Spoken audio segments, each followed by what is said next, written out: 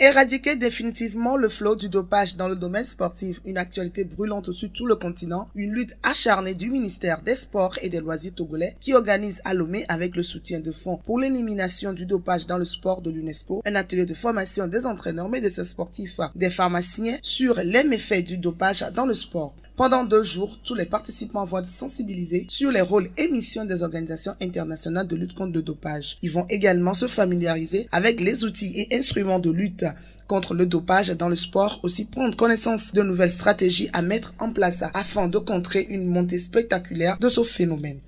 Et le Togo s'est beaucoup lancé dans ce domaine depuis 2010 et a avancé. Alors, au cours des rencontres internationales, on a sollicité le Togo de monter un projet à l'endroit des régions de la zone Afrique 2 et 3. Donc c'est dans ce cadre, en vue de les enseigner des pratiques et d'harmoniser des idées pour que nous ne soyons pas en retard dans la mise en œuvre de la Convention internationale de lutte contre le dopage.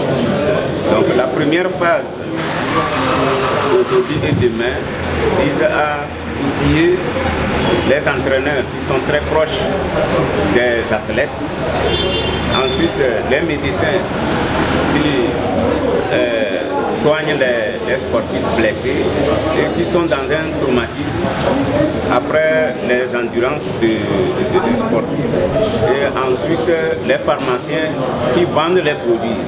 Vous savez, des fois les pharmaciens vendent, ils ne savent pas que certains produits sont nuisibles à la pratique sportive. Véritable abcès pour le sport. Plusieurs joueurs ont été sous l'utilisation des substances chimiques afin d'améliorer leur capacité physique et mentale lors des compétitions, ont eu des répercussions néfastes, fatales sur leur vie et santé. Aujourd'hui, le ministre des Sports et des Loisirs, Dr Lady Bessikama, appelle à la vigilance de tout un chacun. Le monde sportif est miné par le phénomène du dopage, qui consiste à l'utilisation de substances et procédés de nature à modifier artificiellement les capacités du sportif ou à masquer l'emploi de substances et procédés ayant cette propriété en vue d'une victoire à l'occasion d'une compétition. Oui, le dopage, qui est en soi une infraction, une transgression des règlements sportifs, un véritable danger pour la santé du sportif ou tout simplement de l'arnaque ou de la triche, existe bel et bien dans nos communautés sportives. Ce constat amer, malgré les efforts consentis, loin de nous confiner dans un pessimisme béat ou catastrophisme résigné, doit nous inciter à semer dans les consciences individuelles et collectives l'idée que tout sportif peut et doit gagner sans recourir à la tricherie. Depuis quelque temps, les organisations régionales antidopage ORADA ont mis en place un programme pour ces pays membres.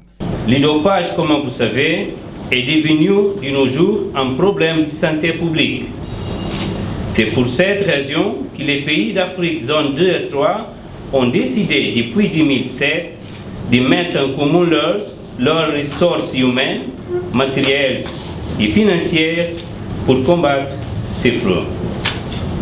Pour ce faire, l'ORAD a mis en place, avec le soutien technique et financier de l'Agence mondiale antidopage, des structures spécialisées et un programme de contrôle antidopage dans ces pays membres à travers des missions de contrôle hors compétition et le suivi des pays pour la conformité au Code mondial antidopage et la signature de la Convention de l'UNESCO de lutte contre le dopage. Notons qu'il est attendu dans les prochains jours à Lomé un séminaire sous-régional de renforcement des instruments juridiques et institutionnels de lutte contre le dopage dans les zones 2 et 3 de l'ORAD.